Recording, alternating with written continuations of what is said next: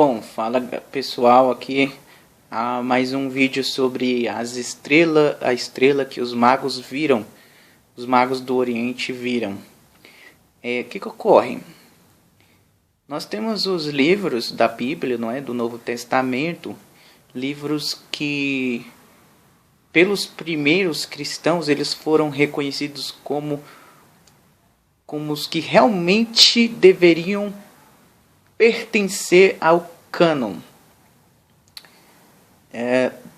Já naquela época existiam muitos outros livros que de cara foram rejeitados para que eles não entrassem nas escrituras. E assim, esses são os livros apócrifos. Os livros apócrifos, eles são assim, eles são bem diferentões, assim, pelo menos os que eu já li. Eu estou começando a ler os livros apócrifos. E assim, se você não tiver um conhecimento pleno das escrituras, você vai acabar tropeçando lendo estes livros. Que eles contam umas coisas meio doidinhas, tá?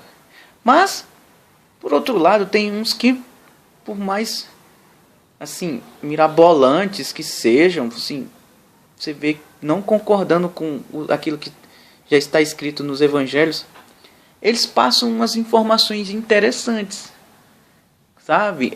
O que ocorre? Eu achei um livro apócrifo aqui, que o nome é Caverna dos Tesouros, escrito pelo bispo Efrem, né, que viveu lá nos primeiros séculos.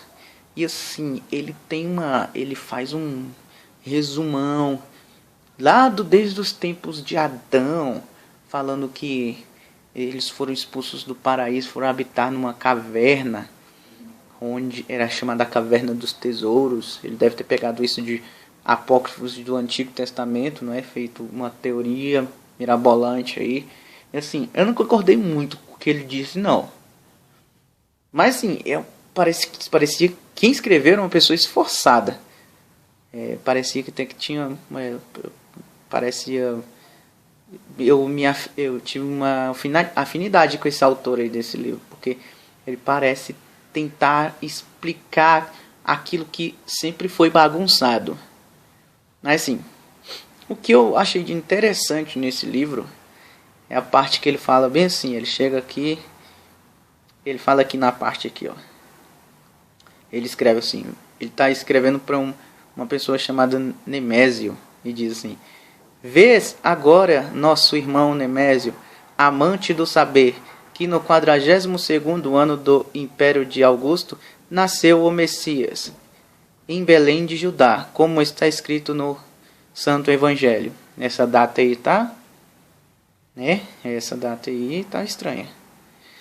Mas vamos seguir, ó. 2 anos antes do nascimento do Messias, apareceu a estrela aos magos. Viram no firmamento uma estrela que brilhava mais do que todas as outras. Ele está falando dos magos do Oriente. Que eles viram a estrela 2 anos antes do nascimento do Messias. Essa é informação de Efrem. Gente, não leva muito cuidado com os apócrifos, né? Eu estou passando aqui essa mensagem aqui, eu não estou concordando muito, mas eu passei porque é interessante nós sabermos, né? Eu achei essa informação aqui, em específico essa informação aqui interessante, mas assim, cuidado para não levar ao pé da letra tudo que é dito pelo Efrem aqui.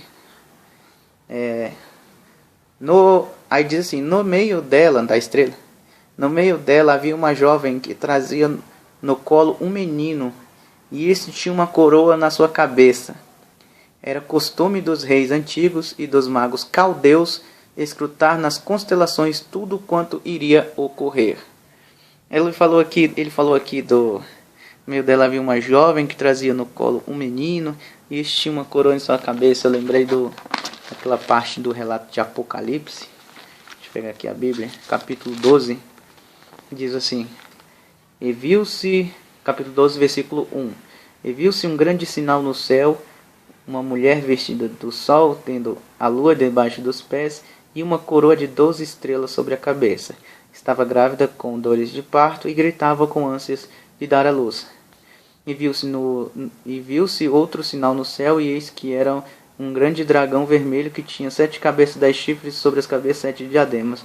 Sua cauda levou após si a terça parte das estrelas do céu e lançou-as sobre a terra. E o dragão parou diante da mulher que havia de dar à luz, para que, dando à luz, lhe tragasse o filho. E deu à luz um filho, um varão, que há de reger todas as nações, com vara de ferro. Seu filho foi arrebatado para Deus e para o seu trono. Achei interessante ligar essas questões aqui, mas vamos estudar esse Apocalipse lá mais pra frente.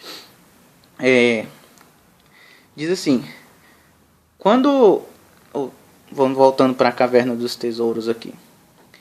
Quando eles viram a estrela, turbaram-se grandemente e se encheram de temor, e a Pérsia toda entrou em alvoroço. Os reis, os magos, os sábios, caldeus e persas ficaram abalados, encheram-se de temor em face do sinal que presenciavam, e disseram: teria o rei de Nínive declarado guerra ao país de Nimrod? O que ele quis dizer com essa informação? Só um momento. Certo. O que significa essa frase aqui? Teria o rei de Nínive declarado guerra ao país de Nimrod? O que ele quis dizer com essa frase aí, galera? Fica para vocês aí.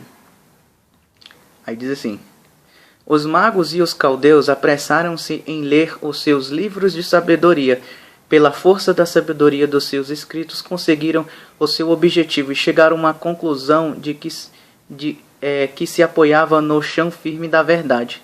Efetivamente, pois, os magos caldeus, através do curso daquela estrela, que reputavam um sinal zodiacal, leram a verdade dos fatos, antes mesmo de conhecê-los pessoalmente. Aí diz aqui, ó, que interessante, ó. Também os natuas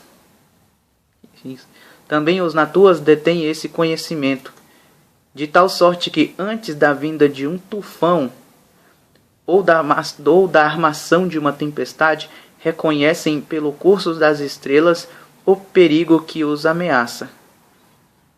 Olha só que interessante, ele diz aqui que essas pessoas, esses sábios, esses magos, eles tinham, assim como os tais natuas aqui que eles citam, não sei se é essa a pronúncia, eles tinham um conhecimento antigo, né? Não sei se existe até hoje esse conhecimento, mas eles tinham um conhecimento que antes da vinda de catástrofes, tufões ou armação de tempestades, eles reconheciam pelo curso das estrelas o perigo que os ameaçava. Então eles conseguiam prever essas coisas. Peraí. Certo, eles conseguiam prever essas coisas. É interessante, cadê esse conhecimento hoje em dia? Não sei nem se é válido ter esse conhecimento. Que ocorre?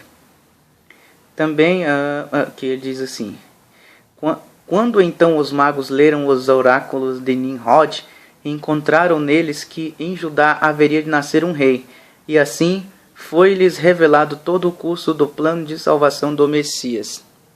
E essa informação é procede? Imediatamente eles partiram do Oriente, segundo as tradições que herdaram dos seus pais. Subiram na direção das montanhas de Nod, que se encontram no norte e que abrem o caminho para o ocidente, e lá tomaram ouro, mirra e incenso.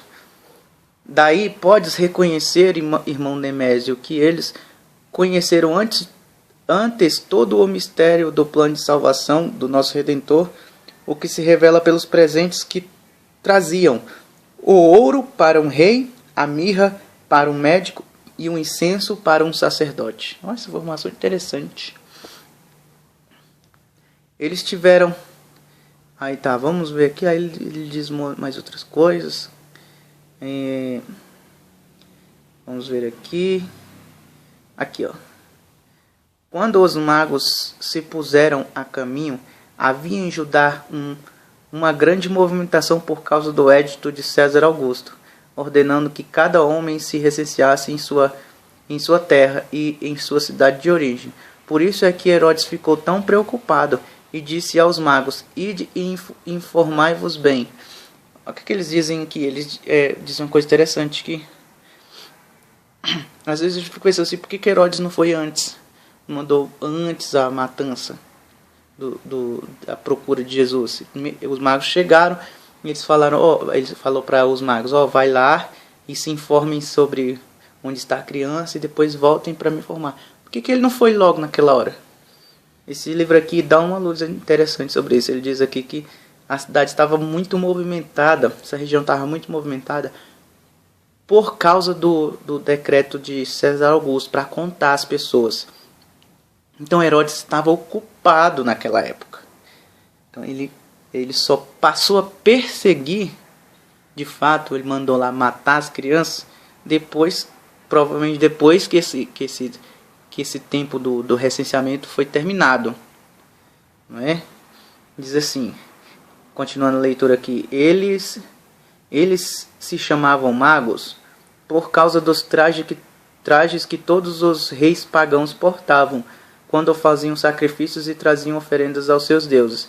Vestiam uma vestimenta dupla, por baixo a da realeza e por cima a da magia. Assim também eles, quando chegaram até o Messias, portavam os dois trajes para poderem oferecer os seus presentes. Quando se afastaram de Jerusalém e de Herodes, apareceu-lhes a estrela que era o guia a indicar-lhes o caminho, e alegraram-se profundamente. A estrela ia adiante deles, até que chegaram a uma gruta. Então eles viram o menino envolto em panos e depositado numa manjedoura. Enquanto subiam, imaginavam consigo pelo caminho que presenciariam um espetáculo grandioso ao lá chegarem, a pompa real e as instalações as instalações de um palácio de governo. Pois nascido o rei, assim pensavam, encontrariam no país de Israel uma corte real, aposentos lavrados em ouro, o rei e o filho do rei vestidos de púrpura, divisões do exército e corpos de guarda obedientes às ordens do rei. E no palácio a presença dos grandes da terra, que o honravam com seus presentes. A mesa real, preparada com finos manjares, com servos e servas reverentemente apostos. Eles imaginavam isso, que nem eu. Mas não aconteceu nada disso. É isso que os magos pensavam encontrar. Mas nada disso encontraram. Ao contrário, viram algo de muito mais grandioso. Tão logo entraram na gruta. Viram José ali sentado, cheio de admiração, e Maria de olhos contemplativos. Mas não haviam instalações luxuosas preparadas para eles, nenhuma mesa posta e sinal algum de pompa real à mostra. Apesar de toda essa humildade e pobreza, não tiveram nenhuma dúvida em seus corações. Aproximaram-se com reverência, adoraram-no e mandaram trazer os seus presentes, ouro, incenso e mirra. Maria e José ficaram muito constrangidos por nada terem a oferecer-lhes, mas os magos alimentaram-se das suas provisões de viagem. O Messias havia completado 8 dias quando os magos lhe trouxeram os presentes. Ao mesmo tempo em que José circuncidava o menino, Maria recebia os presentes. José circuncidara-o de fato segundo a lei. Nos 3 dias em que os magos permaneceram junto dele, viram as potestades do céu subindo e descendo junto ao Messias. Aí que ocorre? E Perós disse-lhes, agora eu sei que a profecia de Isaías é verdadeira, pois quando eu estava na escola dos hebreus, li Isaías, e lá encontrei o seguinte, um menino nasceu, um filho nos foi dado, e seu nome é admirável conselheiro, Deus eterno, herói. E em algum lugar está escrito, vede, uma virgem ficará grávida e dará luz a um filho, e seu nome é Emanuel, isto é, Deus conosco.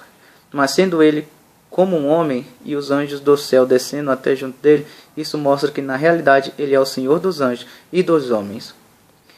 Os magos creram e disseram, este é verdadeiramente Deus, pois sobre a terra já nos nasceram tantas vezes reis, heróis e filhos de heróis, mas nunca ouviu-se dizer que os anjos desceram até eles. Em seguida, levantaram-se e adoraram-no como Senhor e Rei de todo o mundo. Prepararam depois suas provisões e voltaram para sua terra pelo caminho do deserto. Essa informação aqui que nós tivemos aqui do livro apócrifo Caverna dos Tesouros sobre os magos. Mas tem mais informações aqui nesse livro. Ele diz assim, o autor: há pessoas que discutem sobre onde estava o Messias quando foram assassinados os meninos. Mas está escrito que ele não se encontraria na terra de Judá. Por isso ele foi para o Egito, para que se cumprisse a escritura. Do Egito eu chamei o meu filho. Isso nós já vimos nos vídeos anteriores. Saibais, quando o Messias chegou ao Egito, os ídolos daquela terra foram derrubados, caíram ao chão e quebraram-se, para que se cumprisse a escritura. Vede, o Senhor caminhou sobre nuvens ligeiras e chegou ao Egito, e os deuses egípcios tremeram diante dele. Ele não voltou do Egito, mas lá permaneceu até a morte de Herodes. Depois deste, subiu ao trono seu filho Arquelau. Olha, passou uma informação importante aqui. Será que diz assim que Jesus, quando foi para o Egito, não tem isso na Bíblia, não. Só tem aqui no apócrifo aqui. Mas é importante. Será que foi isso mesmo? Diz aqui, quando Maria e José foram para o Egito, né, fugindo de Herodes, chegaram lá no Egito, os ídolos da terra foram derrubados, caíram ao chão e quebraram-se. Ou seja, as estátuas dos deuses egípcios lá, muitas delas, caíram e se quebraram diante de Jesus. Mas só especulação, viu? Só especulação, nada de fato. Aí ele diz assim: lembra-te, irmão Nemésio, de que eu disse que todos os homens súditos de Herodes estavam num recenseamento. Este foi completado no prazo de 50 dias, antes que o recenseamento fosse terminado e concluído, e antes que Herodes o tivesse lacrado e enviado a Roma, a César Augusto.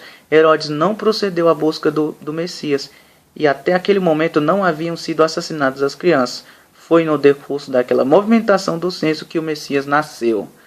Outra informação importante aqui: Herodes estava ocupado, ele está dizendo aqui que Herodes estava ocupado com o censo, né, que durou 50 dias, então, antes desse período de 50 dias do nascimento do Messias, ele não pôde fazer nada, estava preso ao censo.